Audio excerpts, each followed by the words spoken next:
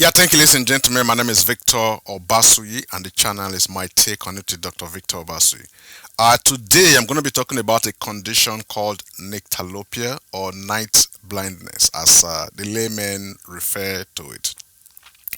Nyctalopia or night blindness, like I said, is a condition in which patients experience difficulty at night or in dim lit environments.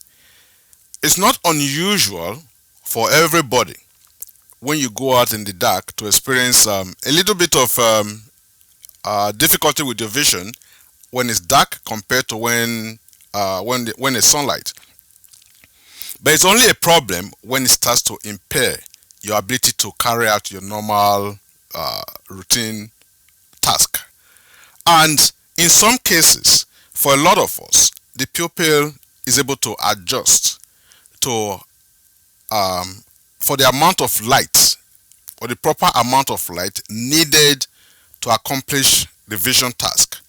When it's very dark, the pupil dilates to allow more light into the to the back of the eye. When it's very bright, like in when it's sunny outside, what the pupil does, it constricts. That means it becomes a lot smaller to minimize the amount of light going to the back of the eye. Is a mechanism that the eye uses to ensure that we have a proper vision at every point in time. But in night vision or night blindness, as most people will call it, there are few things that are responsible, and it's good for us to know, because I see a lot of patients that come into the clinic to complain. Oh, doctor, this is happening. And sometimes it might just be one little thing that's causing it, and it's been causing them this inconvenience for a very long time, and they didn't even know. So some of the things that causes this condition: number one, early cataract. When patients start to develop early cataract, especially if you are above, if you're in the 50s and above, of course, cataract is like gray hair. Everybody gets as we get older. So when you start to develop cataract, one of the first signs you'll notice is your vision at night starts to become more of a problem. And that is because the cataract, the lens being opaque this time, starts to scatter the light. So when you go out, especially at night, you will get a lot of glare when you're driving. So it becomes a problem. Then number two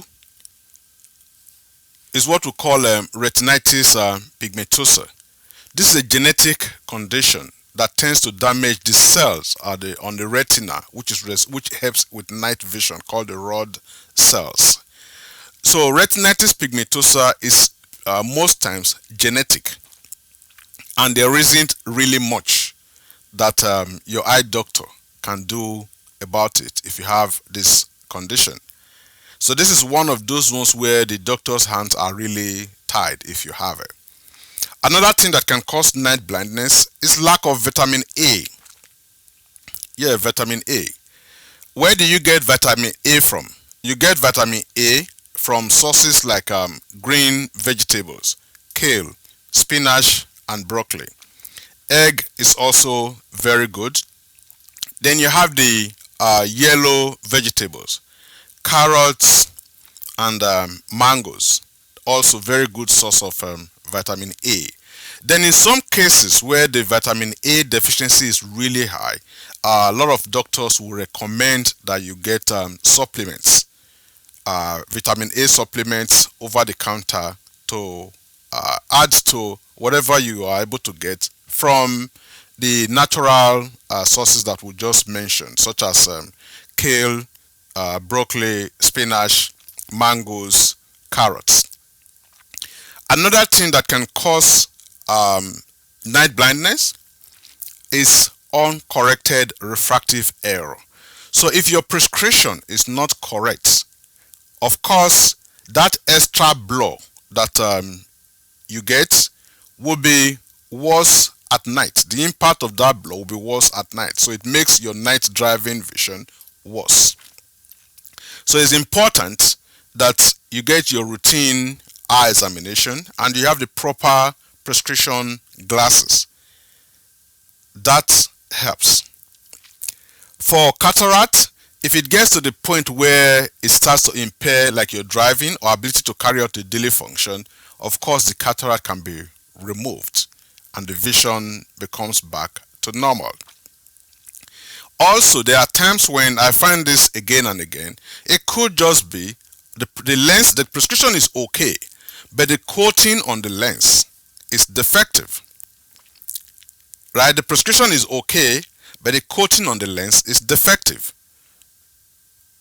So this also will make the night vision worse. So it's one of the things that also causes night blindness. So night blindness does not mean you become blind at night. It just means your vision is impaired once once you're in a dim environment or at night. It means your vision is poor. So that's what's called night blindness. It doesn't mean that you can't see at all. So when you have a glasses that the prescription is proper but the coating is defective, the best thing to do is the doctor will have to reorder another lens with proper coating. There's also the option of anti-glare coating on your glasses or the night driving glasses. That is another option that a lot of patients find solace in. A lot of patients come back to say, okay, doctor, thank you. Now I can drive at night and I don't have the same problems anymore with the night driving glasses or the anti-glare coating on it.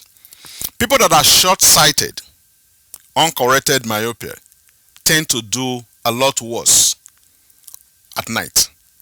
So there are more. There's people that are during the day they have ability to see close, but they can't see very far.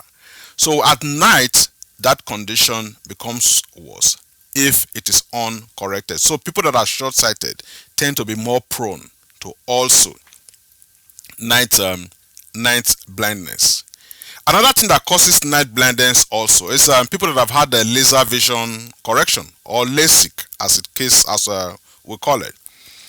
The reason for this is when they do laser vision correction, it's done on the cornea, and the whole idea is to center it as much as possible.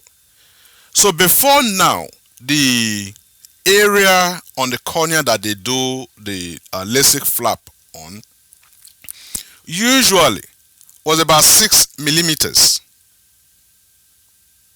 That was the range at the time. But when the pupil dilates at night, the pupil gets to about 8 millimeters. So what happens during the day when the pupil is about 4 millimeters, the pupil falls within that area that the flap was done. So you don't have any problem. But at night when the pupil dilates to allow more light into to the back of the eyes, the pupil gets to 8 millimeters. Remember I just said the flap is about 6 millimeters. So you have about an extra millimeter on each side around the part of the cornea that the LASIK flap was performed on.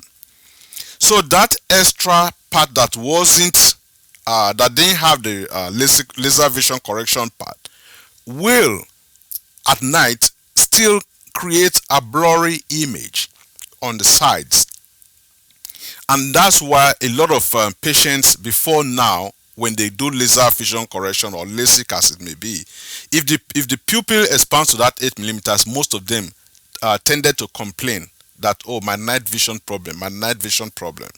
These days, technology has improved to the point where most LASIK flaps are even more than that 8 millimeters.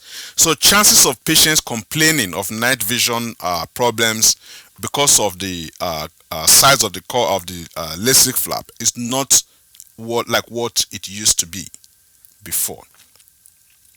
So I just thought I will share these few tips with you guys so we can all be aware. It doesn't make sense every time it gets to for a lot of people, once the people that have this night blindness, once the sun starts to set, they start to panic about driving. So we can do a lot more if we know what causes this problem and how to um, circumvent it. So thank you, ladies and gentlemen. I thought I'll share this with you guys. Awareness is key. Thank you. I'll see you guys at the next video. If you have any questions regarding this topic, please leave them for me in the comment section. I'll address them at the next video. Thank you.